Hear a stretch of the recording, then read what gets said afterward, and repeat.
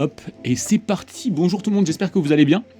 Comme vous le savez, ce soir c'est le deuxième épisode de Being Human. Et vous l'avez vu hein, sur tous les réseaux, on est là, le son il est ok, t'inquiète, on est là, on est présent. Et du coup ce soir j'ai un invité euh, qui va se présenter. On va l'afficher, vous allez déjà voir sa tête comme ça. Et puis voilà, l'idée c'est qu'on passe un petit moment ensemble. Vous le savez, hein, cette émission c'est vraiment pour discuter d'un sujet. Alors là en particulier, on va un peu plus parler de l'accompagnement de victimes, mais pas que. Vous le savez, c'est aussi l'occasion de découvrir une personne de qualité supérieure. Voilà, elle est présente. Je te laisse te présenter. Dis-nous un peu qui tu es, ce que tu fais, etc. Alors, je me présente. Écoute, merci Tim. Merci pour cette fenêtre. Je m'appelle François. Je suis psychologue. Telle est ma profession. Ton sacerdoce. Je suis papa aussi, donc je ne suis pas que psychologue. Je suis père. Je suis tout un tas d'autres choses. Homme, sportif, musicien, danseur. Je fais tout un tas de trucs, mais c'est vrai que j'ai pour profession et pour activité principale d'accompagner des personnes et dans une de mes activités, d'accompagner des personnes qui peuvent se trouver être victimes d'événements ou victimes d'autres pour lesquels c'est pas sans effet sur leur vie. Et mon rôle à moi, avec d'autres avec qui je travaille, c'est d'accompagner ces personnes pour leur permettre éventuellement de, on va dire, dépasser ce statut de victime qu'ils peuvent rencontrer dans leur vie. Et voilà, puis comme tu le précisais, Tim, c'est pas juste un accompagnement de victimes. J'accompagne des jeunes, des moins jeunes, des adultes, des ados, des filles, des garçons, des hommes, des femmes, des personnes handicapées parfois aussi. Donc, je travaille à la fois, j'ai une activité salariée où je suis payé. Je fais le même nombre d'heures chaque semaine, j'ai le même salaire à la fin du mois. J'ai des comptes à rendre à ma hiérarchie et à côté de ça, j'ai une activité qu'on dit libérale, où j'ai mon propre bureau que je loue et où je reçois une patientèle qu'on dit une patientèle privée, des personnes qui d'elles-mêmes souhaitent à un moment donné questionner quelque chose dans leur vie, dépasser une souffrance, changer quelque chose en se disant que une partie de la solution est en elles, mais qu'elles ont besoin ou qu'elles sollicitent une aide pour pouvoir y voir un peu plus clair et en savoir un peu plus sur elles-mêmes. Ok, c'est plutôt une bonne définition du travail de psy. Si tu devrais le décrire en 30 secondes, qu'est-ce que toi c'est ton rôle? Parce que les gens du coup ils viennent te voir avec l'idée que tu vas pouvoir les accompagner, mais toi qu'est-ce que tu fais du coup concrètement pour ça? Comment est-ce que c'est quoi le but du psy? Est-ce que ça dépend de la personne qui vient te voir ou est-ce que t'as un peu une feuille de route sur ton accompagnement? On va dire que c'est un mix des deux. Tu posais la question du but du psy et puis en même temps comment je fais concrètement. Je crois que le but va être fonction de ce que la personne amène et ça va être aussi fonction du cadre dans lequel j'exerce. Je précisais tout à l'heure que j'étais salarié, donc si je suis salarié dans une association ou dans une structure ou une institution, je vais avoir des missions qui vont être définies et puis qui vont être sur ma fiche de poste par exemple. Voilà, accompagner les personnes, les orienter vers les bons partenaires ou vers les lieux adéquats. Voilà. Et à partir de ça, à partir de ce cadre-là, qui définit un peu mon poste, je vais recevoir les personnes, mais en prenant en compte là où elles en sont, ce qu'elles me disent d'elles, comment elles arrivent à le dire et de les aider à mettre en mots. C'est pas toujours évident non plus de parler de soi, et en l'occurrence un inconnu, et encore plus quand on a vécu des choses parfois dramatiques. Et c'est de partir de ce qu'elles disent pour essayer de voir avec elles qu'est-ce qu'elles demandent. Est-ce qu'elles demandent un conseil? Est-ce qu'elles demandent un accompagnement? Est-ce qu'elles demandent un soutien? Est-ce qu'elles demandent à entrer en thérapie? Et dans mon métier, c'est des petites subtilités qui ne sont pas si petites que ça, qui vont déterminer ensuite quel type d'accompagnement on va proposer aux personnes dans le respect de leur histoire, de la façon dont elles en parlent, de comment elles se situent par rapport à leur histoire, et d'essayer de, encore une fois, leur permettre d'y voir un peu plus clair. Et le pari qu'on fait en tant que psy, c'est de se dire que la parole, le fait de pouvoir poser des mots sur des ressentis, des vécus, des choses un peu informes parfois dont on n'arrive pas forcément à appréhender de façon nette. Le fait de poser des mots va permettre aux personnes de se représenter les choses qui leur arrivent dans leur vie, à la fois à l'intérieur. On est animé intérieurement par un certain nombre de choses, d'affects, de sentiments, de pulsions, de souvenirs, de représentations, et aussi de se représenter ce qui vient de l'extérieur. Ok. Parfois, voilà, on est pris dans des réalités qu'on n'arrive pas toujours à déterminer de façon nette. Et le fait d'en parler à un autre permet d'avoir un accès plus net à la réalité qui nous entoure. Ok. Je sais pas si ça répond à ta question, mais l'idée c'est... Ouais, c'est un peu ça. Du coup, eux, ils viennent sans forcément des fois savoir pourquoi, mais toi, tu leur renvoies un peu ce que tu peux entendre de ce qu'ils te disent, quoi, avec ta lecture. Ça, et complètement. Alors que ce soit dans mon activité salariée ou activité libérale, c'est vrai que l'entrée est pas tout à fait la même. Dans mon activité salariée, ça va souvent être des personnes qui vont être orientées par d'autres, qui vont dire ce serait bien que vous alliez voir un psy. Ça, je pense que tout le monde l'a entendu parce que une fois dans sa vie.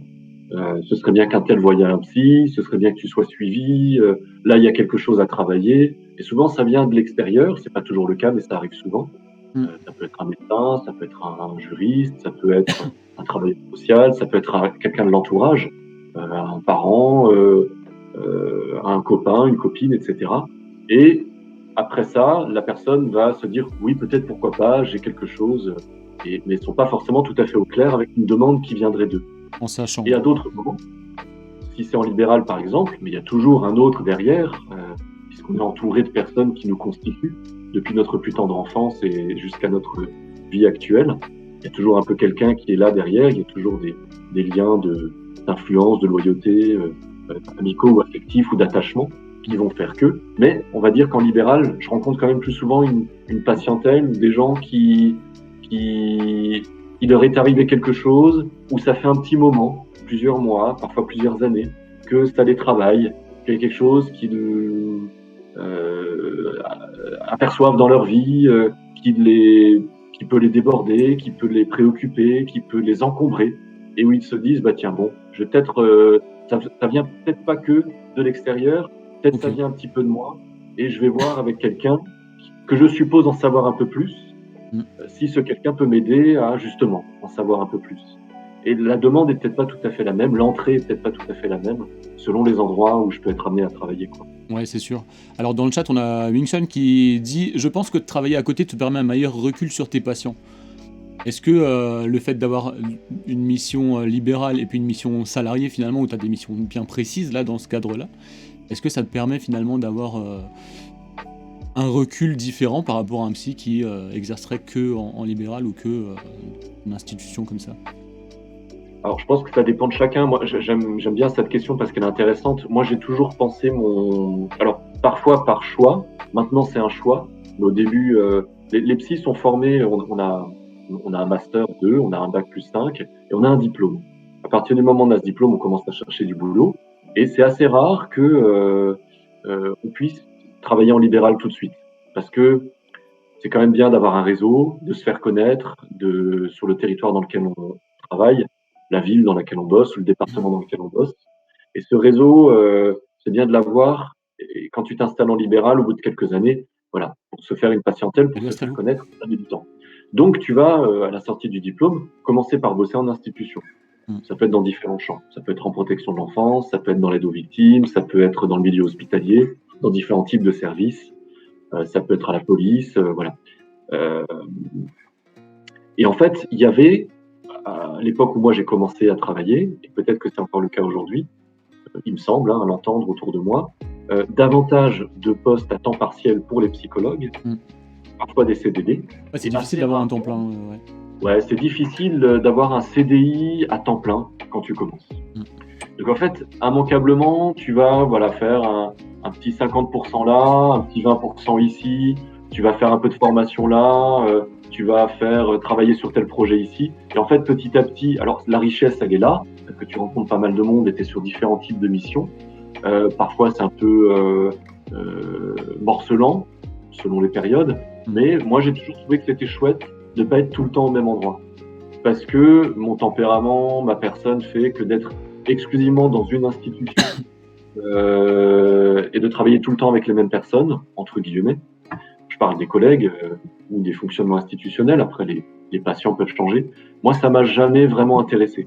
Et je me suis toujours dit, j'ai toujours trouvé que c'était une chance aussi que de passer. Là, je suis en salariat et en libéral. Je passe Salut un peu d'un l'otaku. ministère à un autre. Et à une époque, c'était 2 institutions ou 3 institutions différentes. Je travaillais dans 3 endroits différents et parfois dans 2 ou 3 villes différentes autour de moi. Ok. Donc du coup, moi je trouvais ça bien. Ça a ses avantages. Moi je le vis comme ça. D'autres ne trouveraient pas ça du tout intéressant et ça dépend vraiment des professionnels. Il y en a certains qui préfèrent travailler dans une même institution, y rester un certain temps, 5, 6, 10, 15 ans et puis peut-être changer pour une raison ou pour une autre. Il y a des gens qui ça leur pose pas de problème du tout, voire même c'est plutôt un choix. Toi, du coup, ça t'a rendu La plutôt question, assez complet rapidement, en fait. Puisque tu as tout de suite vu plein de personnes différentes qui venaient pour des choses différentes. Et donc, ça fait aussi que tu es quelqu'un de plutôt... Est-ce que tu te définirais, toi, comme quelqu'un de complet ou au contraire de spécialisé dans l'accompagnement, notamment des victimes, puisque c'est peut-être là où tu as exercé le plus. Est-ce que tu peux un peu nous expliquer? ouais, alors complet, j'emploierais pas ce terme, mais forcément, au bout d'un moment, tu as une certaine couleur. Tu es Ouais, coloré ouais, par ton expérience professionnelle, quoi. Spécialisé, je sais pas, parce que ok. il y a toujours des questions à creuser, mais c'est Ouais. sûr que tu vas davantage t'intéresser, si je travaille dans le champ de l'aide aux victimes, par exemple, tu vas davantage t'intéresser aux problématiques qui sont rencontrées par des personnes qui sont victimes d'infractions pénales. Mm. Et ça va être, voilà, donc tu vas rencontrer aussi un certain type de public euh, pour lesquels les problématiques se retrouvent. Tu entends parfois des façons de penser qui sont Mhm. un peu les mêmes selon les personnes, même si elles ont leur histoire et leur singularité. Ok. Et tu vas aussi repérer du fait de ta pratique, de tes lectures, des échanges que tu peux avoir avec d'autres professionnels, des questions qui peuvent se poser pour ce type de public sur lesquels il est intéressant de travailler. Mm. Je pense aux personnes, demain par exemple, c'est la journée nationale, journée de lutte contre les violences faites aux Tout femmes. à fait, On parle international, beaucoup ouais. des violences Mm. conjugales. Et alors, il peut y avoir des hommes comme des femmes qui sont victimes de violences conjugales, mais quand on a des personnes qui ont été victimes de violences à un moment donné, ils sont pris dans une relation avec quelqu'un où la violence est présente, parfois malheureusement banalisée. Et il y a tout un travail qui est fait, et puis les pouvoirs publics vont un peu dans ce sens-là depuis quelques années pour lutter contre ces violences-là, et les pouvoirs publics, le milieu associatif, le milieu militantiste, etc. Et ce que je voulais dire, si je donne cet exemple-là, c'est qu'à un moment donné, à écouter des personnes qui ont été victimes de violences dans le cadre du couple, Mhm. on tombe souvent sur la question de l'emprise, Ok. par exemple. Tu vois, c'est pour dire que, et après, forcément, en tant que professionnel, tu vas être amené à te questionner sur qu'est-ce qui fait emprise entre deux personnes qui sont liées par quelque chose de sentimental au départ. Donc c'est peut-être Comment une connaissance plus où est-ce fine que ça va- de certains sujets ou de certaines Voilà. choses dans lesquelles les gens sont enfermés un peu. Toi, ça va te donner peut-être plus de clés multiples au fur et à mesure, un peu comme la pratique, quoi. À force d'être là, accompagner toujours des personnes qui sont sous emprise, ça te permet de peut-être développer toi-même des clés ou une connaissance qui te permet d'aider mieux les personnes. Ben, c'est ça, ou alors de pouvoir aider les personnes à s'exprimer autour de ces questions. Ouais, Si on prend l'exemple d'un musicien, par exemple, tu as des musiciens de folk, tu as des musiciens de jazz, tu as des musiciens de blues, tu as des musiciens de musique orientale, ouais. ou autre encore, des musiciens de rap.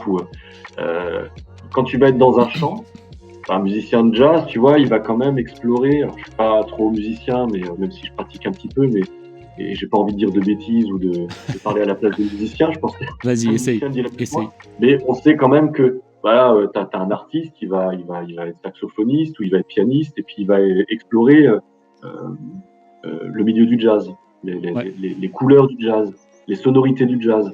Et il va mélanger à ce jazz ses aspirations, ses intérêts, ses influences.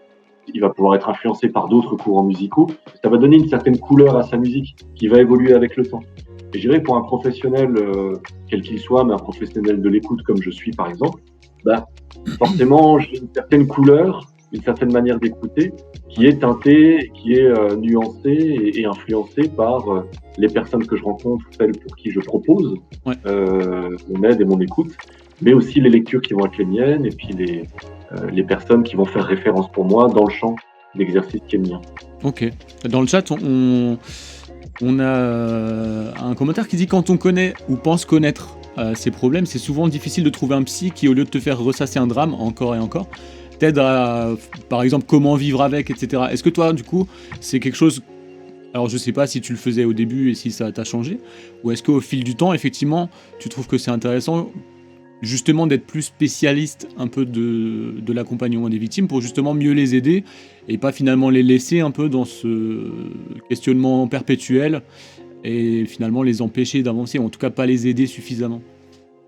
Ouais, bah, c'est une question que je peux rencontrer par moment et qui va nous embarrasser dans la profession assez souvent parce qu'en plus, quand tu accompagnes des personnes, j'ai envie de dire étiquetées victimes, ou Ouais. qui ont été victimes, ou Mm. qui sont victimes de quelque chose ou de quelqu'un. Je parle étiqueté parce qu'à un moment donné, ça peut effectivement devenir une identité. Ouais. Et le but n'étant pas de, comment dire ça, euh, conforter la personne dans ou lui faire ressasser les traumas qui auraient été les siens et puis les situations traumatiques qu'elle aurait rencontrées dans son existence. Ouais. Il n'y a pas forcément ça. Ça peut arriver, mais on va pas être là. Je vais pas être là pour leur indiquer ce dont elles seraient susceptibles de devoir parler. Ok. J'ai toujours pour principe de me dire que les personnes viennent, même si c'est dans un champ spécifique et avec un point de départ qui est connu, qui peut faire un temps identité. L'idée, c'est pas de les enfermer dans dans ce qui pourrait devenir identité, mais c'est de leur permettre d'être reconnus, d'être entendus et de pouvoir continuer à vivre leur vie et intégrer ce qui a pu faire trauma chez elles dans leur existence et dans leur histoire. Ça fait partie de leur histoire, ça a existé. Ouais. Donc, il ne s'agit pas non plus d'éviter le sujet, mais il ne s'agit pas de ramener la personne juste à ce qu'elle a vécu, comme si ça la définissait, parce qu'effectivement, on rentre dans un enfermement qui pourrait être plus mortifère que aidant. Bah justement. C'est vrai qu'il faut faire attention à ça. Ouais. Bah dans le chat, j'ai justement un commentaire qui dit être une victime, c'est une position puissante en fait. C'est une reconnaissance aux yeux de tous et de toutes que quelqu'un nous a fait du tort. Et du coup, si on enferme quelqu'un là-dedans, ça peut aussi être contre-productif pour elle à cette position. Mais dans une autre aussi, qu'est-ce que t'en penses toi de ça? Cette position que finalement être victime, c'est une position, on retourne un peu la balance, ou en tout cas ça donne une assise à certaines personnes. Je sais pas, je m'aventurerai pas trop à dire ça. Je pense que la question peut peut-être se poser.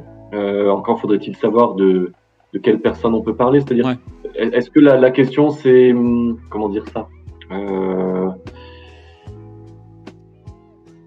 des personnes qui se complairaient dans une situation de victime ou dans un statut de victime ou Alors peut-être que le statut de victime en tout cas vient rehausser ou en tout cas mettre en avant un statut, puisque c'est un statut, c'est devenu même un statut social, le statut de victime en quelque sorte pour certains. Je pense que c'est un peu dans ce cas-là la question. Alors si l'otaku tu veux un peu préciser, n'hésite pas. Mais est-ce que toi tu constates justement que cette position, enfin il y a des, en termes statistiques du coup, parce que toi t'accompagnes pas mal de victimes depuis longtemps, est-ce que tu constates justement qu'il y en a qui en tirent avantage, ou au contraire c'est vraiment un truc, on est complètement à côté de... Ouais, c'est délicat comme question parce que c'est presque une question sociologique en fait et historique. Ouais, c'est vrai, ça s'inclut. Moi, les personnes que je rencontre en tout cas me donnent pas le sentiment que elles tirent profit des événements violents qu'elles traversent ou qu'elles ont rencontrés dans leur histoire. Ouais. Et qu'elles tirent pas forcément profit non plus de leur statut de victime ou du fait d'être reconnues comme victime. Il y en a même certaines, et on peut aussi se poser la question, qui refusent d'être reconnues comme victimes, malgré les infractions, les violences ou les traumas qu'elles ont subis. Maintenant, il est vrai que le statut ou la figure de la victime n'est plus la même aujourd'hui que au début du siècle précédent, par exemple. Il y a clairement eu une évolution au fur et à mesure des décennies et des siècles sur le statut de la victime. Aujourd'hui, la figure de la victime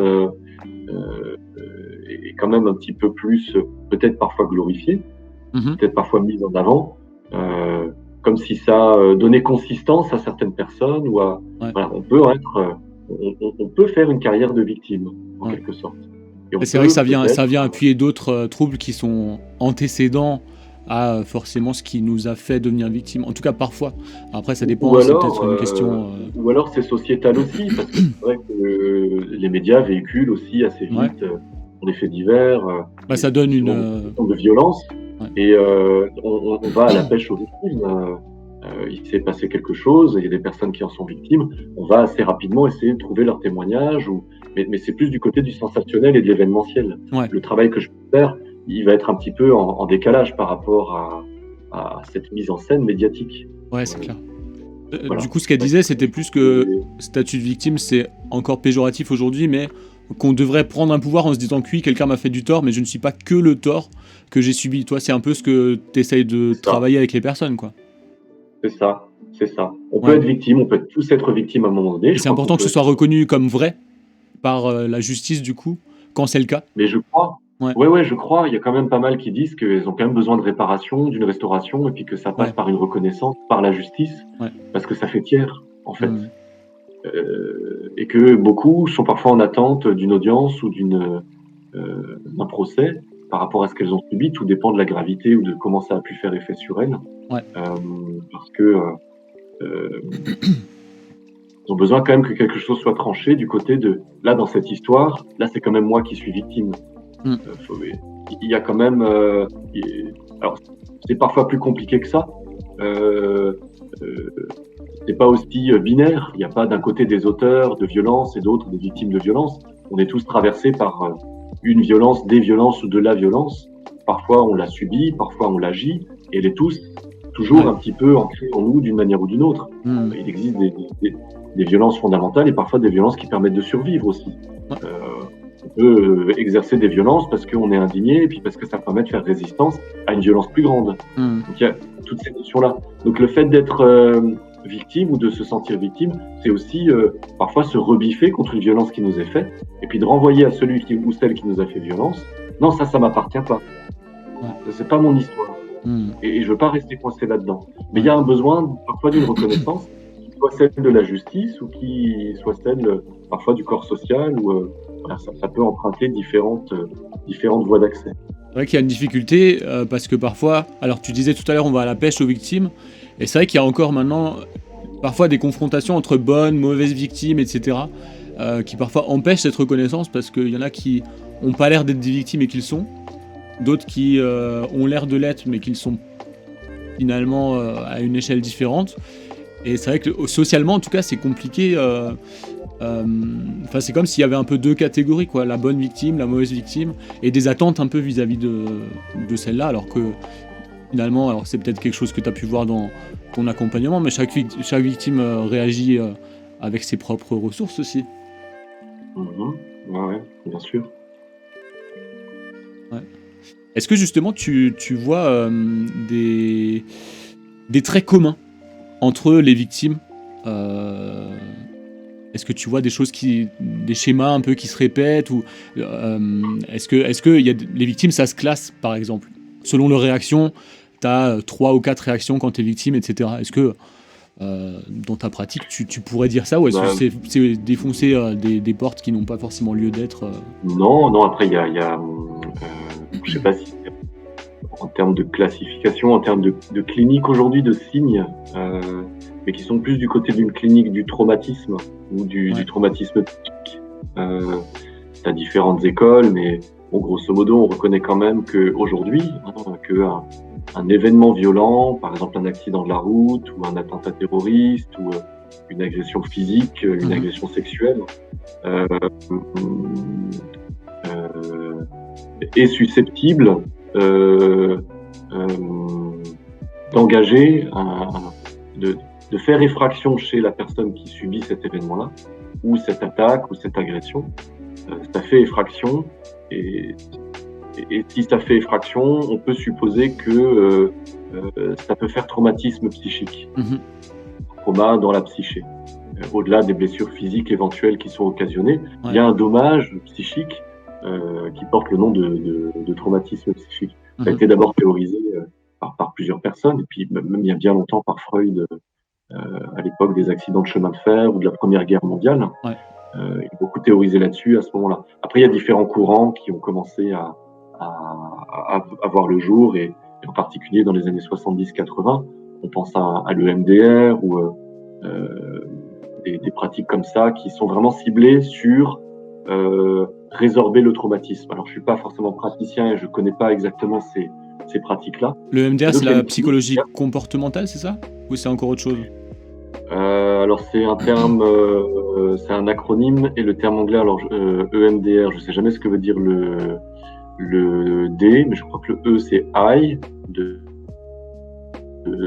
yeux. EMDR. Bon, on va Bon, regarder écoute, sur internet, le je chat voudrais va pas dire de regarder, bêtises, pas de j'aurais dû me problème, renseigner un petit peu avant. pas de problème. Regarder sur internet, voilà. En tout Mais cas, en fait, tout ça c'est pour des dire qu'il courants. y a ce qu'on appelle une clinique du traumatisme. Ouais. C'est des courants et c'est des pratiques. Il y Ok. a différents types d'écoute, différents types de techniques, on va dire. Ouais. Mais il y a une clinique qui met en évidence que quand une personne subit ce qu'on appelle un stress post-traumatique, Mhm. il y a un certain nombre de signes cliniques Ok. qui sont observables ou entendables. Et toi, du coup, tu es aussi dans Dissociation. l'évaluation justement de ces signes, des fois? Dans tes missions, est-ce que Oui, des fois ça je peux t'est être- demandé de je les peux- évaluer pour savoir si quel préjudice a vécu la victime, si il y a des possibilités que ce soit faux, vrai, je sais pas ce qu'on peut te demander en Ça fait va dans pas ce être mon, cadre-là. non, non, ça va pas être mon, non, non, je vais pas me placer du côté de savoir de la preuve, de la vérité ou Ok. du mensonge. Ça, c'est pas mon souci. Ouais. Je reste psychologue et je reste dans une proposition, là où je travaille, de proposer une aide à un moment donné par rapport à un vécu D'accord. qu'une personne déplore et avec lequel elle se trouve un peu embourbée. Ok. Je vais pas essayer, moi, de déterminer si il y a du stress post-traumatique ou pas. D'accord. Après, ça Ok. n'empêche pas, vu ma formation et puis mes lectures et mon expérience professionnelle, de constater à certains moments des signes qui laissent à penser qu'effectivement, il y a du trauma là quelque part. Ouais, c'est ça. Les C'est juste que toi, t'es flashbacks, pas forcément, tu dois pas en faire état, quoi. les cauchemars pendant la nuit, le fait d'avoir du mal à dormir, le Ouais. phénomène de dissociation psychique, le phénomène de sidération aussi, quand face à une forte violence, on est complètement sidéré, immobilisé, et la dissociation psychique avec ce Ouais. sentiment de vivre un événement comme si on n'était pas concerné par l'événement, et de le vivre de l'extérieur, Oui, c'est en ça. dehors de son corps. T'as Voilà. un détachement en fait un peu du. Psychiquement, il y a un Ouais. détachement, et d'entendre dans ce que les gens peuvent dire que une partie de leur souffrance, c'est justement de ne pas sentir de souffrance en lien Ok. avec l'événement violent. Et que Ouais. du coup, ça les interroge, et pourtant, il y a des flashbacks par moment, des crises d'angoisse, une labilité des humeurs. Tout ça, c'est des signes comme ça qui laissent à penser que il y a un stress post-traumatique, et que les personnes dans leur histoire arrivent à situer si c'est un événement en particulier. Ouais. Je pense à un accident de la route ou à une agression physique. Mhm. Après, pour les cas de relations d'emprise avec violence répétée, on est le cas plutôt de traumatismes plus complexes Ok. et multiples. Ouais. Et l'approche ou l'écoute sera pas tout à fait la même. Ouais. Justement, est-ce que Et quand. dont je parlais, ce que moi j'en ai compris, c'est par exemple de pouvoir traiter, d'aider une personne, par exemple qui a vécu un braquage, et elle s'est fait braquer par un flingue, et puis elle s'est fait voler sa caisse. Du coup, ça fait effraction là d'un événement du réel Bah qui ouais. est tellement violent, avec la question de est-ce que je vais mourir ou pas, Ouais. ou la rencontre comme ça du réel de la mort, qui est pas représentable. Du coup, ça fait effraction parce que le psychisme n'est pas préparé à ça. Mhm. On a tous un imaginaire avec lequel on fonctionne qui nous permet de mettre une épaisseur entre le réel du réel et notre psychisme. Et il y a quelque chose et le langage permet de médiatiser le réel. Poser des Ok. mots sur les choses, en fait, c'est nommer les choses à partir d'un appareil qui est l'appareil à langage, et qui Ouais. nous permet de prendre une distance avec Ouais, les ça choses, permet et de de. pas être collé aux choses. Alors, je vais un petit peu loin. Ça pour dire que le MDR va permettre de travailler sur l'événement en tant que tel, et de permettre au cerveau d'intégrer et d'être ce traumatisme-là et de le résorber. Un peu comme une digestion pour que ce soit plus quelque chose d'handicapant, en tout cas dans la vie de tous les jours, quoi. C'est au moins ça C'est ce qu'on ça espère l'objectif. comme effet, quoi. Ouais. Ouais. D'accord. C'est ça la visée, ouais, tout à fait. Ouais. Ok. Et est-ce que. Alors, dans le chat, il y a une personne qui a attendu 10 ans pour que la justice dise à son agresseur que ce qui lui avait fait, c'était mal. Et personne l'avait exprimé avant, dit des mots. Est-ce que tu penses que du coup ça ajoute encore, en termes de dégâts, ce laps de temps? J'imagine que oui, c'est une question un peu peut-être rhétorique, mais 10 ans avant que quelqu'un nous reconnaisse comme victime, est-ce que toi, en tant que psy, tu vois des conséquences en fonction du temps, de la temporalité entre le moment quand il a été posé, peut-être le dépôt de plainte, et puis le moment où c'est traité juridiquement, pénalement, ou reconnu simplement, quoi. Et encore, si je comprends bien, la personne qui t'écrit laisse entendre qu'au bout de 10 ans, elle a quand même été reconnue comme Ouais. victime, même si c'est très long, hein, 10 ans. Et Ouais. ça, on l'entend dans l'accompagnement des victimes, que le temps de la procédure, Merci beaucoup. euh, et c'est pour ça qu'existent certaines associations qui accompagnent les victimes durant tout le temps de la procédure. Ok. Ça permet justement de pouvoir avoir, de permettre à ces personnes d'avoir des interlocuteurs qui vont être là durant ce temps, et que, en tant que professionnel, on est centré sur la personne et l'accompagnement de la personne. Et quel que soit là où elles en sont, on est à leur écoute. Ok. On peut leur donner des informations, des orientations, des entretiens, de soutien, qui fait que ça fait pas passer le temps plus vite, mais ça permet de se sentir moins seul. Ça soutient un peu, ça étaye. Ça soutient. Ouais. Parfois, alors 10 ans, c'est très long, mais j'ai rencontré des gens qui avaient déposé plainte, et le problème, c'est qu'on retrouve pas la personne qui les a violentés. Elles peuvent pas être reconnues comme victimes par la justice. Elles souffrent, et ça provoque des phénomènes d'isolement, ou la difficulté à sortir de chez elles, à retrouver un travail, à se sentir suffisamment bien, et elles peuvent pas être reconnues comme dans une difficulté sociale, puisque la justice n'a pas pu reconnaître. Et du coup, elles traversent la vie sans avoir d'aide sociale ou financière qui permettrait de compenser les effets handicapants liés à la violence subie. Ouais. Tu vois ? Ouais, c'est ça, parce que des fois, alors quand tu as des mots et un statut de victime, ou même si ça met du temps, quand tu l'as, c'est bien. Mais des fois, j'imagine que tu as des situations qui se finissent avec un non-lieu, par exemple, parce qu'on n'a pas assez d'éléments, ce genre de choses. Ça, du coup, ça doit juste être horrible pour les victimes, parce que même en termes de légitimité, sur les réseaux, on voit plein de personnes qui déposent plainte. Il y a toujours ce truc de si ça se trouve, c'est des mythos. Et puis quand il y a un non-lieu, souvent c'est un peu le message qui est envoyé aussi. Tu regardes un peu les violences sexuelles, et puis en particulier les viols. Je ne sais plus exactement quels sont les chiffres, mais il y a sur 10 femmes, j'ai pas les chiffres sous les yeux, alors j'ai pas envie de m'engager là, parce qu'en plus on est filmé. Demain, c'est la journée internationale de lutte contre les violences, donc vous irez voir. C'est un nombre à vérifier, quoi. Il y a un nombre conséquent de femmes qui peuvent être victimes de viols ou d'agressions sexuelles. Ouais, c'est clair, c'est sur ces femmes-là, il y en a un certain nombre, assez minoritaire encore aujourd'hui, qui portent plainte. Parce que justement, la peur du non-lieu, ou de ne pas être cru, etc. Et parmi celles qui ont déposé plainte, assez peu qui sont reconnues comme victimes, et pour lesquelles l'auteur est reconnu. Ouais, le ratio, il est toujours assez faible. Ouais, c'est faible, c'est très faible. Et parfois, il peut y avoir des déceptions, voire même des effondrements, parce que il y a un non-lieu, et puis ça veut pas dire un non-lieu que la justice ne croit pas la personne qui a déposé plainte. Ça veut dire qu'elle n'a pas assez de preuves pour aller vers un procès. Et du coup, comment est-ce qu'on fait ?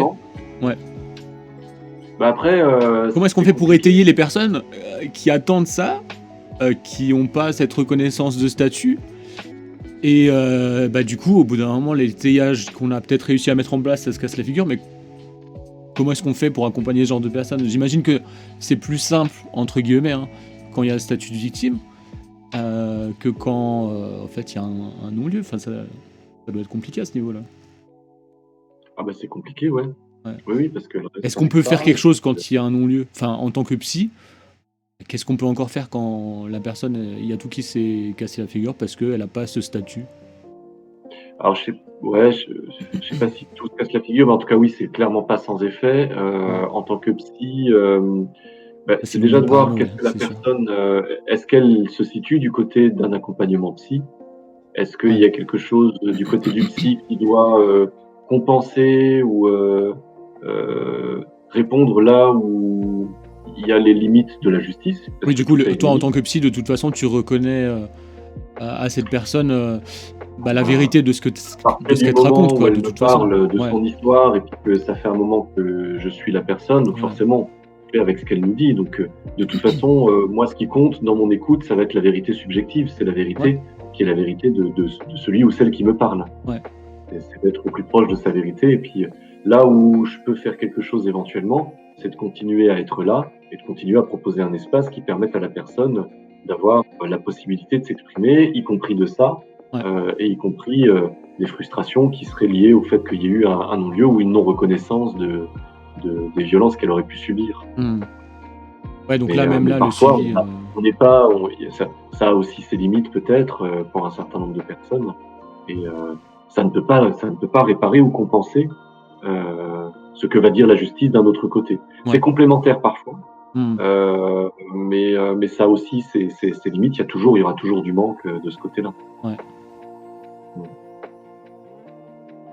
Et est-ce que quand on est victime, parce que parfois la justice reconnaît un statut de victime, est-ce que quand on est victime, il y a toujours un traumatisme? Tout à l'heure, tu parlais un peu du trauma et de l'impact. Euh, par- Parfois, il y a des victimes, on a l'impression alors c'est peut-être qu'une impression, hein, mais qu'elles continuent leur vie et tout ça. Alors peut-être que ça s'effondre plus tard, mais est-ce qu'il y a forcément un traumatisme quand on est victime de quelque chose, au niveau Non, je pense pas. psychologique du coup? Non, non, je pense pas. Ok. Qu'est-ce qui fait Non, alors non. qu'il y a un traumatisme ou pas? Est-ce que c'est une gradation de ce qu'on a subi? Est-ce que c'est l'intériorité de la personne? Ouais, ça peut être ça. Ça peut être le degré de violence. Ça peut être l'intériorité de la personne. Ça peut être s'il y a eu effraction au sens psychique du terme. Ok, Il peut y avoir une infraction pénale qu'on va subir, mais sans forcément que ça fasse effraction au sens psychique du terme. Donc on peut être victime ouais.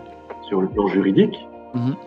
et reconnu victime, mais sans forcément être plus ébranlé que ça de la violence qu'on a subie. Et faire On effraction, peut est-ce que être tu peux un peu le... affecté, Faire pardon. effraction? Faire effraction, est-ce que tu peux un peu le détailler? Qu'est-ce que ça veut dire faire effraction dans ce cas? Il est où le curseur un peu? Bah, c'est ce que je te disais tout à l'heure, en prenant l'exemple de quelqu'un qui se fait braquer et puis qui se retrouve Ouais, avec un pistolet ou braqué sur lui. Euh, il peut y avoir quelque chose du fait de cette réalité qui paraît surréelle, ok, surréaliste, ouais, au moment où elle se passe, la difficulté à donner du sens à un événement qui est en train de se produire dans la réalité et pour lequel on est concerné. ok, Et en fait, ça va faire effraction à partir du moment où la psyché n'arrive pas à intégrer, n'arrive pas à se représenter ce qui est en train de se passer pour elle. ça dépasse l'entendement un peu? C'est un peu ça Ça l'expression? dépasse l'entendement, il y a une perte de sens, Ok, il y a quelque chose qui est surréaliste sur le moment, ok, et, euh, euh, et en même temps, la violence, elle est là. Et c'est tellement violent que c'est irreprésentable dans un premier temps. Et ce qui fait effraction, c'est ce qu'on va appeler un élément du réel. ok, Comment dire ça? Je te disais tout à l'heure que les choses, on les nomme. mhm, Euh, on utilise des mots, des signifiants pour nommer les choses. Euh, et à un moment donné, il y a quelque chose dans la... Et du coup, t'associes, tu passes d'un mot à un autre pour pouvoir faire tes phrases, évoquer quelque chose, dire ce que tu ressens et donner du sens à ton vécu. Et en ouais, fait, psychiquement, on n'arrête pas d'essayer de produire du sens ou de donner du sens à ce qui se passe et au dedans et au dehors. Et le langage, la parole, mhm, est un moyen qui nous permet d'aborder le sens. ok, Arrive un moment quand un événement violent comme ça fait tellement pas sens que c'est là où il peut y avoir effraction. Et ça vient rompre quelque chose du côté de la fluidité des, des signifiants, des expressions que tu peux par ailleurs au quotidien euh, utiliser pour t'exprimer, pour vivre avec tes congénères. Ok. À un moment donné, il y a quelque chose qui fait rupture. Ouais. Et c'est ce qu'on va appeler une effraction du réel dans la psyché. Ok. Et donc mettre des mots dessus, ça permet Et de reconstruire un peu ou de l'intégrer un peu c'est un peu ça l'idée, dans c'est un notre peu ça, ouais. C'est de broder, représentation. c'est de travailler autour du trauma, c'est d'essayer de donner du sens, d'aller parfois du côté de l'imaginaire aussi pour construire de la fiction, ou Ok. d'essayer, voilà, et c'est pour ça que tu tombes souvent sur des personnes qui ont vécu des choses comme ça, mais avec une question qui est pourquoi moi? Ou alors des personnes qui ont été victimes à répétition d'un conjoint ou d'une conjointe violente Mhm. ou violent, de dire mais pourquoi je suis resté? Qu'est-ce Ouais. qui a fait que, malgré toutes ces violences, parce qu'il y a l'emprise, parce qu'il y a l'attachement, parce qu'il y a l'idée qu'à un moment donné, ça va changer, parce qu'il y a le cycle des violences, pour tout un tas de raisons qui Ouais. sont modélisées aujourd'hui et dont on peut parler, et puis dont on parle avec les personnes qu'on rencontre. Ok. Mais pour répondre à ta question de départ, moi je pense pas, et j'en ai déjà rencontré, toute personne qui est victime, sur le plan juridique, Mhm. n'est pas forcément traumatisée. Ok.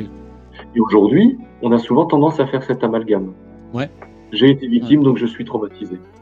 Ouais, même quand les personnes se racontent victimes, finalement, elles mettent en avant une forme de traumatisme, le fait qu'il y a eu de la sidération, etc. Alors qu'en fait, c'est pas automatique, quoi. Enfin, le lien est pas aussi. Le lien n'est pas forcément automatique. Il est Ouais. quand même assez souvent évident et ça va souvent Mhm. de pair, Ouais. mais c'est pas systématique, ouais. Ok. Et du coup, Mais alors, on a parlé un peu des difficultés pendant la reconstruction. Moi, j'avais aussi une question, parce que souvent, des victimes, alors ce qu'on entend, c'est. On entend parler syndrome de Stockholm et tout, ça, c'est le gros syndrome. Est-ce que toi, dans ton expérience, tu as déjà eu, comme ça, des victimes qui ont développé ce genre de choses? Est-ce que c'est quelque chose que tu as pu observer dans ta clinique, un peu dans ta pratique, des personnes qui avaient le syndrome de Stockholm, notamment?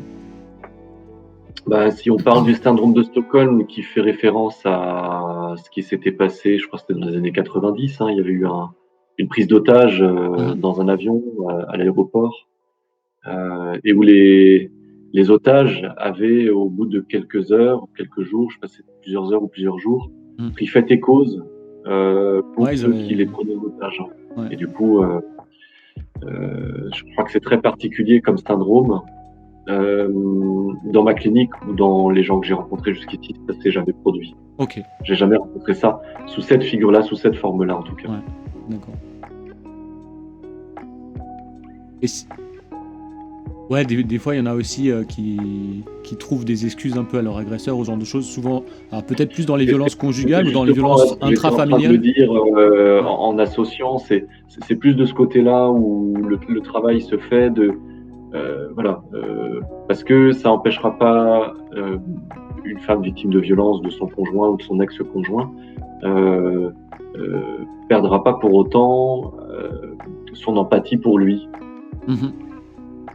Mais il y a aussi le sentiment de culpabilité Ouais. qui va avec.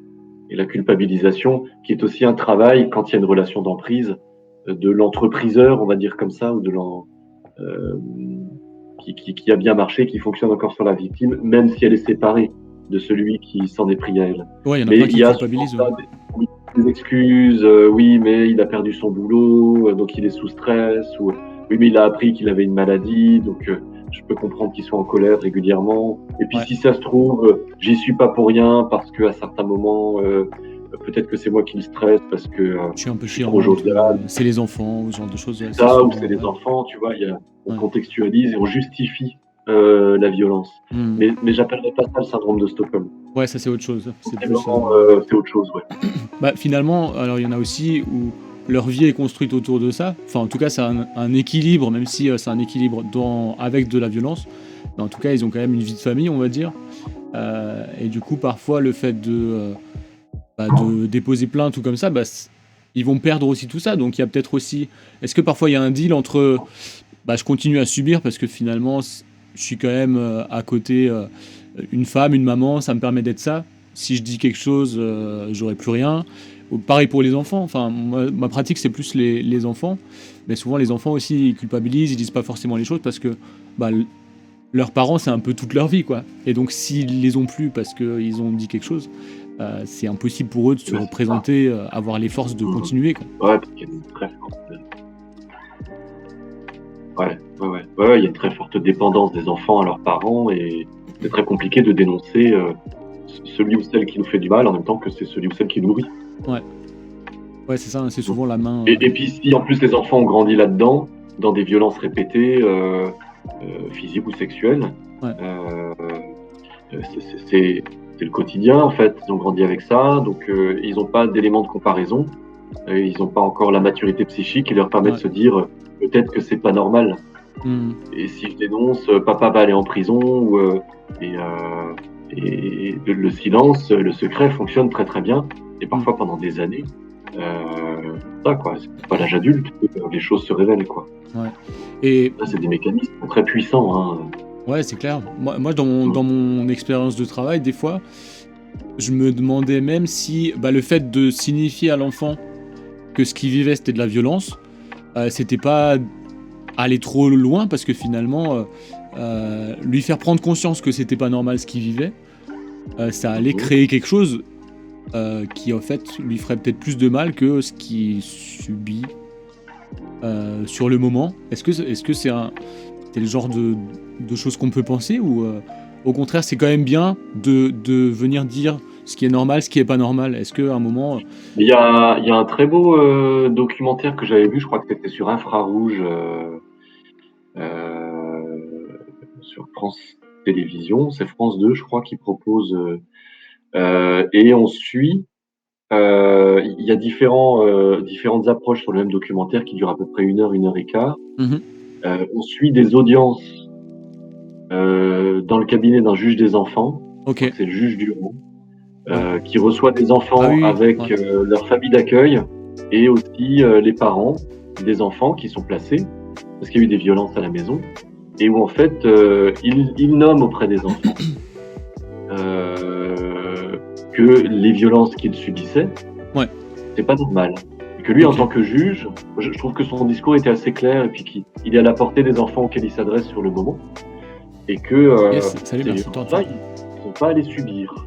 Ouais. Et que, en tant que juge, il prend la décision de maintenir le placement parce qu'il pense que papa ou maman n'est pas encore prêt à les Mmh. recevoir au domicile parce qu'il pense que les violences vont se reproduire. Ouais. Et qu'il est là pour les protéger parce que leurs représentants légaux, les parents, qui sont normalement les premiers à protéger les enfants, ne sont pas en mesure de le faire. Et que c'est aussi peut-être parfois une manière de protéger les parents, quand bien même ils désirent retrouver leur enfant, ils peuvent Mmh. craindre, ils peuvent, quand ils sont face à la réalité de l'enfant, Ouais. euh, leur violence est pour autant pas traitée, puis du coup elle va se répercuter sur l'enfant. Donc il y a ça.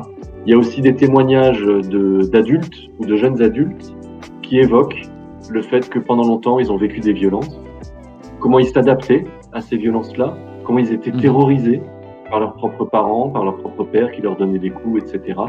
Et comment à un moment donné, c'était quand même un soulagement de pouvoir nommer les choses et appeler un chat un chat. Ouais, que quelqu'un lui le dise, quoi, Moi, même je si, pense que ça peut momentanément mettre l'enfant en difficulté si tu portes à sa connaissance, puisqu'il n'en prend pas forcément conscience, que ce qu'il vit, c'est pas normal et c'est une violence. Mais moi, je trouve que c'est intéressant parce que ça nomme les choses. ouais. Ça peut le mettre en difficulté dans le sens où ça va le faire être en décalage par rapport à. Ça ouvre sur une autre norme, Ouais. ça ouvre sur une débanalisation de la violence et ça ouvre sur d'autres craintes, d'autres angoisses Ouais. qui peuvent être liées au alors je vais être rejeté, je vais être abandonné, est-ce que papa et maman vont encore m'aimer? Évidemment, Mmh. mais après il existe des accompagnements pour Oui, les c'est ça, en enfants. général, Il existe le rôle du juge, ouais. des travailleurs sociaux qui vont éventuellement accueillir l'enfant, des familles d'accueil, pour permettre à l'enfant, du coup, de se construire autrement. Donc, tu vois, Ouais. je pense qu'effectivement, la question peut se poser au moment de comment, et si on le dit à l'enfant, il faut après pouvoir suivre en tant que professionnel et dire pourquoi est-ce que il va y avoir un signalement, qu'est-ce que ça, voilà, que ça peut être quelque chose qui va se faire dans l'urgence, que toi, en tant qu'être humain ou en tant qu'adulte, en tant que citoyen, tu peux Ouais. pas laisser l'enfant retourner dans sa maison si il te dit des choses pareilles. Oui, donc c'est là aussi C'est pas juste, l'importance de la règle et de la loi qui vient dire un c'est peu, ça. ce qui est Ouais, quand normal, même, ce que qui est ça pas structure normal, un peu quoi. les choses et ouais, Et ça effectivement, devient dans le chat, on dit pour un enfant, c'est remettre en cause sa propre vie et ses repères, mais en même temps, plus on attend, si jamais c'est à l'âge adulte, la vie, elle s'écroule parce qu'on a cru ouais, c'est ça. quelque Ouais. chose comme Je étant crois qu'il normal alors que c'était une faut illusion, quoi. Donc vaut mieux le prendre tôt je suis assez finalement, d'accord quitte avec ça, ouais. à. Ouais, Si c'est évident, les violences sont évidentes, plus tôt c'est pris, mieux c'est. ouais, Plus ouais, tôt c'est traité, ouais, mieux c'est et on sait de quoi on parle et on sait à partir d'où on peut parler ouais. et pourquoi on le dit à l'enfant. Hmm. Je me trouve assez bien dans un des commentaires de l'Otaku là qui dit se rendre compte que certains comportements qu'on pensait être des compétences ou des aptitudes extraordinaires sont en fait des réponses au trauma. Souvent, en tant qu'ayant vécu ou ayant été témoin peut-être hein, de violences ou ayant vécu des choses en tant qu'enfant, on développe aussi certaines facultés qu'on n'aurait pas développées dans un autre environnement. Ouais, je crois que ça se retrouve, hein. Ouais. Ouais, moi j'avais lu Ouais, ouais. le bouquin de Alice Miller, tu sais, qui disait Oui. que les enfants qui ont vécu, alors pas forcément eux-mêmes des violences, mais souvent quand il y a des violences entre père et mère ou entre les parents, où là du coup ils développent une empathie beaucoup plus forte en tout cas, ou alors d'autres aptitudes ouais, de toute façon on se développe différemment quand on est selon l'endroit dans lequel on est et l'ambiance dans laquelle on est. Mmh. Est-ce que, en tant que témoin de violence, est-ce qu'on peut aussi être victime? Juste en ayant vu. Tu vois, par Je exemple, j'ai pense que vu les le mec enfants se qui faire sont braquer, ou témoins, alors les enfants, ou. ouais, je pense que par exemple les enfants qui sont témoins des violences entre leurs parents ou Ouais. d'un parent sur l'autre, pour moi ils sont victimes. Hmm. Tu vois, de voir la violence, en plus au quotidien, Ouais. de façon répétée, t'es pas juste témoin. Il y a quelque Hmm. chose qui fait que tu es victime. T'en es victime au sens où c'est de loin pas sans effet sur toi. Ouais. Mm. Hmm. Alors, sur Twitter, là, je vois qu'il y a un hashtag qui circule, je l'ai vu juste avant de commencer l'émission, là. Il y a un hashtag c'est hashtag ex-folle, où c'est des femmes qui témoignent un peu que finalement, quand elles ont dévoilé des faits, on les a.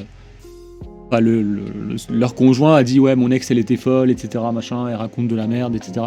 Est-ce que t'as souvent ce genre de personnes qui viennent te voir et qu'on fait passer pour folle ou que l'auteur des violences envers elle fait passer pour Ah bah oui, c'est déjà arrivé, ouais, ouais, ouais. ok C'est souvent ce qu'on appelle le déni. Donc du coup, c'est aussi un moyen de se défendre. Ouais, ouais c'est clair c'est des mensonges, elle raconte des bêtises, ouais. c'est elle qui est folle. Ouais, ouais, bien sûr. Et comment est-ce que tu fais toi du coup pour les aider à pas croire à ça? Est-ce que c'est ton rôle toi de les aider à pas croire ou à pas porter cette étiquette qu'on veut leur coller ou que veut leur coller l'auteur des violences envers elle?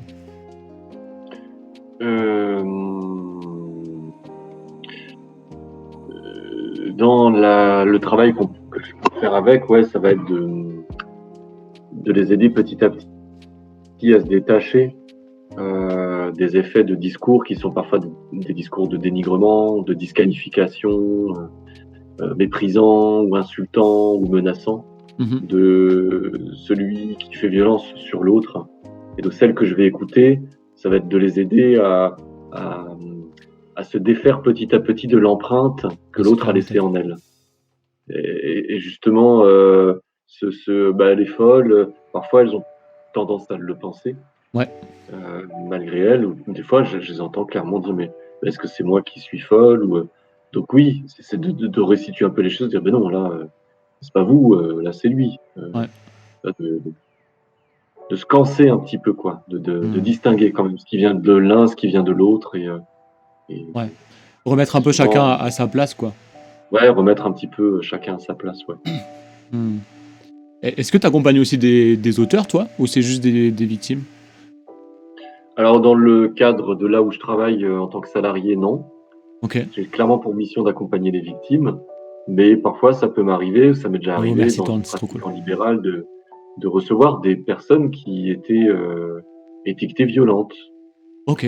et qui étaient elles-mêmes débordées par cette violence-là. Mmh. et qui pouvaient être en demande de pouvoir en savoir un peu plus sur comment, d'où vient cette violence, à quoi elle se rapporte, comment la mettre en lien avec des événements liés à leur histoire, Mmh. euh, comment lui donner peut-être une autre forme, Ouais, c'est ça. pour qu'elle ne Ce s'exprime qui pas est et puis qu'elle soit pas extériorisée sur d'autres. Parfois des gens qui avaient très peur de leur propre violence. OK, Je reçois des victimes aussi ouais. qui parfois évoquent à certains moments, du fait des violences subies, leur propre violence aussi, leur propre mouvement de colère ou de haine Ouais, qui qu'elles peuvent peuvent se pas, répercuter ouais. sur des personnes qu'elles aiment, dont elles savent qu'elles n'y sont pour rien, Mmh. mais qui ne sont pas sans conséquence sur leurs relations affectives notamment. Mmh. Ouais. Est-ce que tu aurais un exemple justement d'histoire comme ça de, de personnes que tu as suivies qui étaient un peu dans ce cas de figure, justement de sa propre violence, la violence qu'elle a subie, etc., pour que les gens ils comprennent bien un peu, euh, de manière illustrée, un peu comment ça peut se produire en fait. Alors bien sûr, ce sera qu'une illustration, ce sera pas représentatif de tout, de toutes les situations, mais peut-être que ça peut leur donner une idée.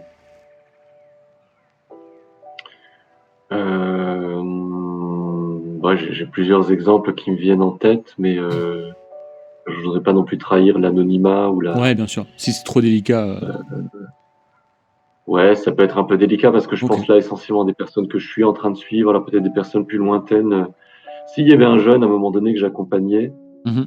qui était placé, il avait commis Ah, c'est quelques intéressant, Michel. conneries qu'il avait amenées dans un centre éducatif renforcé. Mm. Donc c'est la justice des mineurs, quoi, Mhm.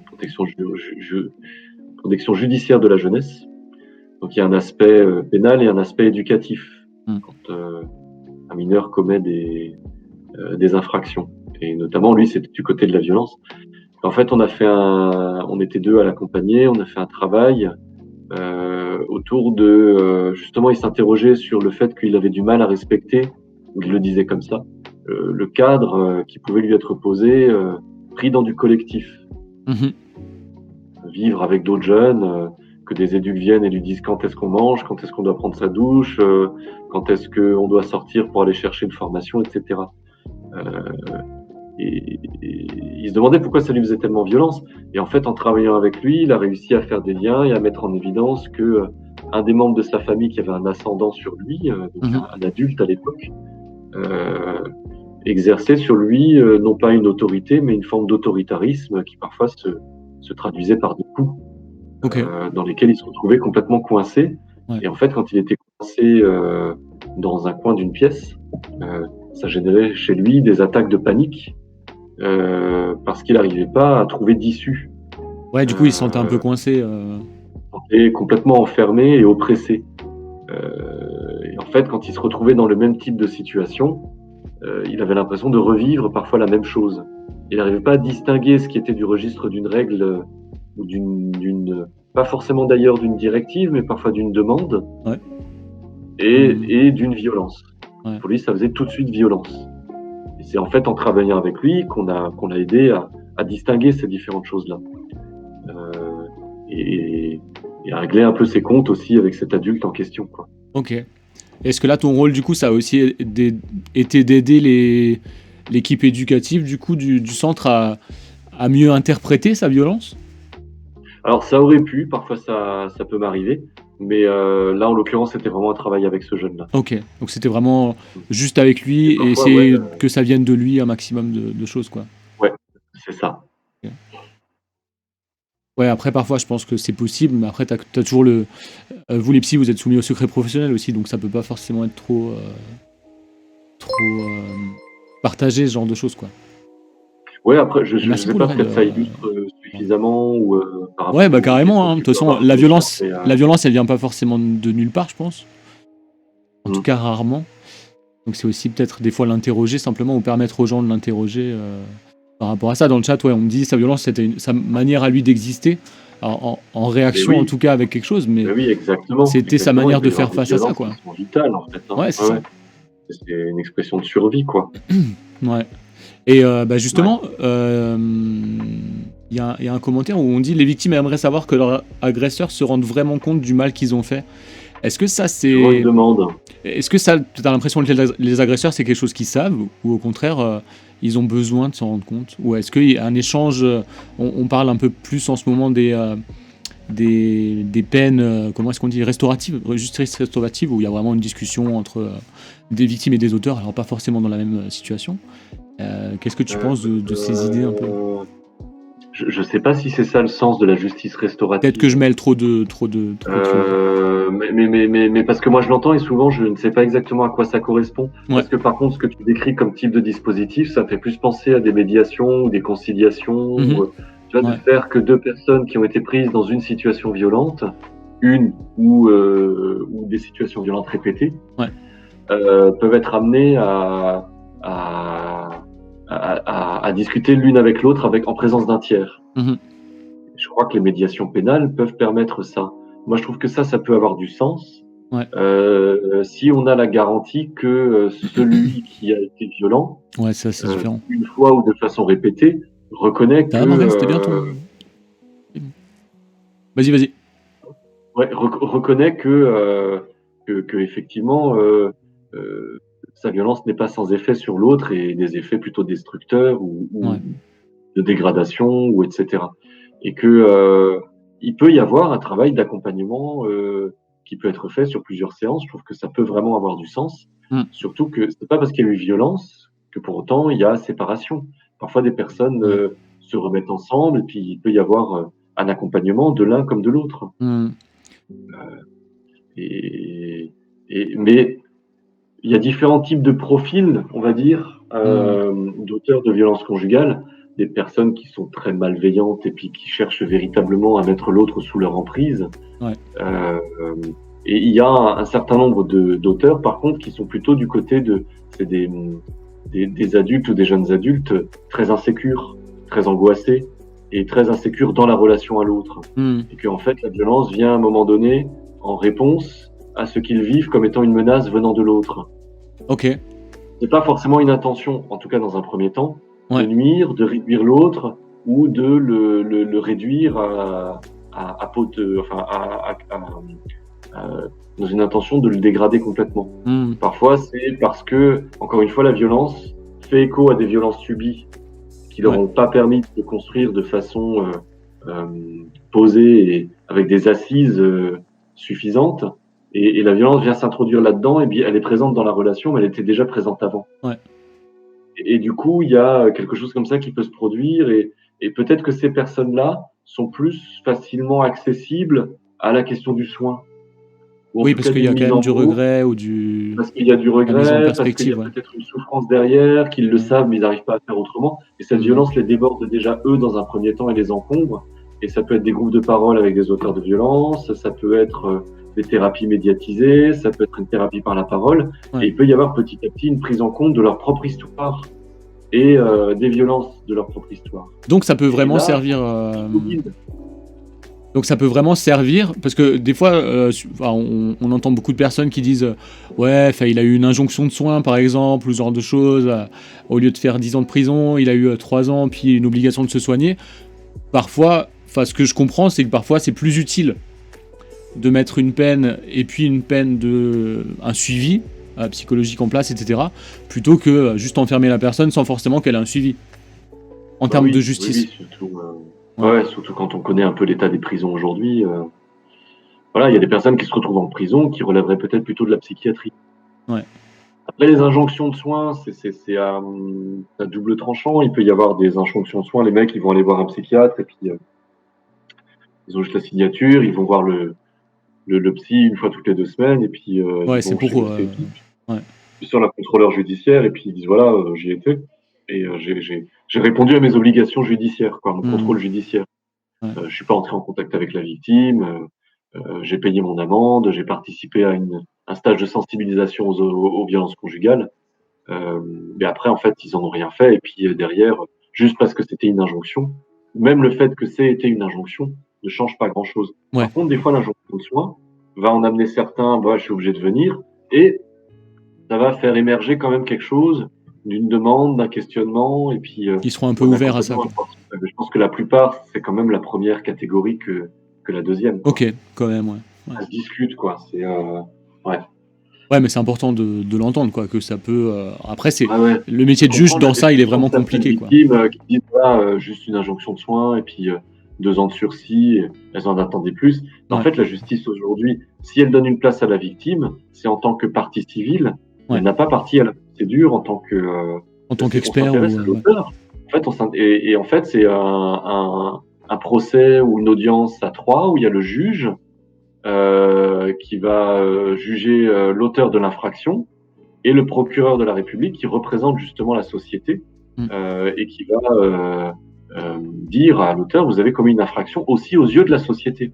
Ouais. Et la victime a sa place au procès, mais parfois en tant que témoin des coups subis ou des violences subies. Oui, c'est ça. Elle peut demander réparation en tant que partie civile, Ouais. mais elle n'est pas indispensable au processus juridique. Ouais, c'est ça. Le but, c'est plus de régler le conflit entre l'auteur et la loi, quoi. Et la Ouais, société c'est de ça. manière générale. Les règles qu'on s'est tous L'auteur a fixées d'abord ensemble. commis une infraction aux yeux de la loi. Ouais. Et la place qu'on Ah. donne à la victime aujourd'hui, il y a encore quelques temps, c'était pas le cas. Ouais. Et on s'intéresse vraiment à l'auteur, à la personnalité de l'auteur, etc., etc. Donc là, tu dirais quand même qu'il y a du mieux par rapport à la place qu'on donne à la victime. Enfin, c'est quelque chose de positif pour toi. Ouais. Un peu, quand même quelque chose d'une reconnaissance qui, voilà. Et puis certaines nous le disent des fois. Bah, heureusement que vous êtes là parce que au moins je me sens écouté, entendu et accompagné, quoi. Ouais, bah ouais, c'est sûr. Ouais. Mais voilà, il y a encore du chemin à faire. Ouais, c'est clair. Voilà. On arrive bientôt à la fin de l'émission. Je sais que on s'était donné 1 heure, les gens, donc ça durera pas aussi longtemps que la dernière fois. J'avais encore une question avant quand même. C'était justement comment tu fais. Parce que du coup, tu t'entends des histoires toute la journée.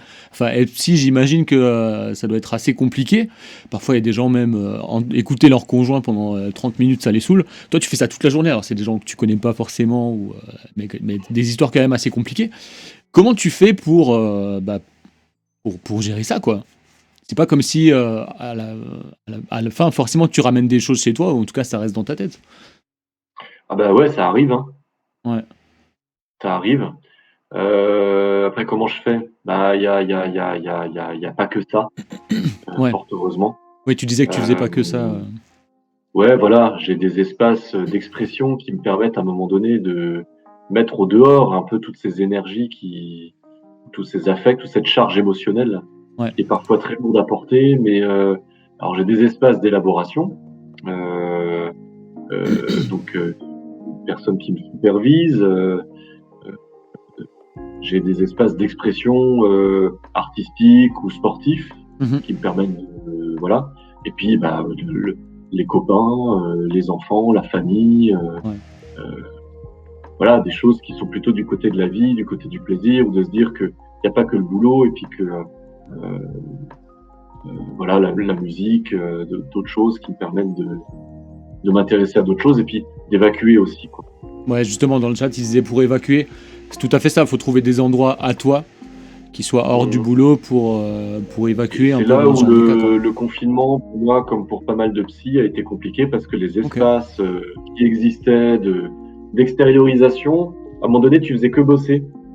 Ouais, en plus, tu pouvais faire un petit footing, voilà, mais tu pouvais pas avoir de potes. Tu pouvais pas aller danser, tu pouvais pas sortir dans les bars. Et en fait, c'est là où on se rendait compte un peu de l'importance de la vie de tous les jours. Que quand ça vient à manquer, en fait, on se rend compte aussi de ce que ça peut représenter, quoi. Ouais, c'est de la place que ça prend et c'est souvent quand on nous complètement. enlève quelque chose qu'on se rend compte de la place que ça avait ou que ça prend, hein, de toute façon. Ouais, pleinement. Ouais, c'est clair. Et ouais, du coup, ça impacte pas trop tes relations de tous les jours, quoi. Au contraire, tes relations, ça t'aide justement à. Enfin, est-ce que c'est un cercle vertueux un peu? Tes relations t'aident à mieux faire ton boulot, du coup si tu fais mieux ton boulot, t'es mieux dans tes relations, etc. Ou est-ce que c'est complètement différé au contraire? Ouais, c'est ça. Non, c'est pas scindé comme ça, quoi. L'un s'articule à l'autre, hein. Mais tu as grosse charge mentale, on me dit. Est-ce que tu confirmes? Ouais, parfois grosse charge mentale, ouais. Ouais, parce qu'en plus t'as le côté, t'es salarié d'un côté, donc c'est plutôt cool, mais de l'autre côté t'as quand même tout ton libéral à gérer, etc. Dans le chat, on a aussi des gens qui bossent en libéral et ils connaissent un peu ça aussi. Ouais. Complètement. Ok. Et ben écoutez les gens, je pense qu'on va s'arrêter là. Merci beaucoup. Merci à toi, merci à vous. Ouais, les gens demandent où est-ce qu'ils s'inscrivent. Tu fais pas encore de téléconsultation, hein? Ah non. Ah non. Faut venir là où on est, dont on taira le nom. Non, mais en tout cas, merci beaucoup. Je sais que le soir, c'est difficile pour toi, parce que comme dit, tes journées sont très remplies. Je suis fatigué. Mais j'espère que ça t'a permis d'extérioriser un peu des choses. Voilà, non, mais c'était très sympa, c'est très sympa. Ouais, franchement, c'était grave. À toi et puis à ta chaîne, et puis à l'occasion. Bah, peut-être à une prochaine. J'espère peut-être pour les 1 an de l'émission, donc ce sera en octobre prochain. Peut-être réinviter un peu tout le monde et essayer de se raconter les anecdotes les plus ouf.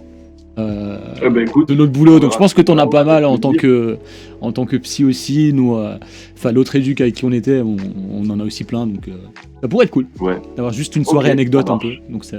Bah on s'en reparle et puis on verra dans carrément. Merci beaucoup, mec, d'être venu. Des bisous à toi, prends soin de toi. Ciao. Ouais. Ciao.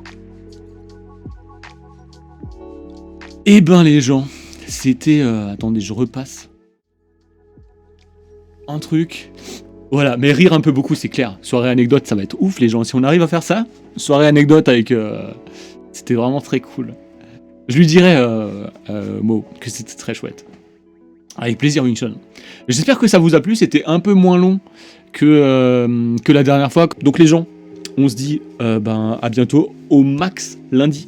Mais peut-être qu'il y a un live qui popera ce week-end. Puisque, a priori, madame travaille pas mal ce week-end. On reste connecté. Des bisous, prenez soin de vous et à la prochaine.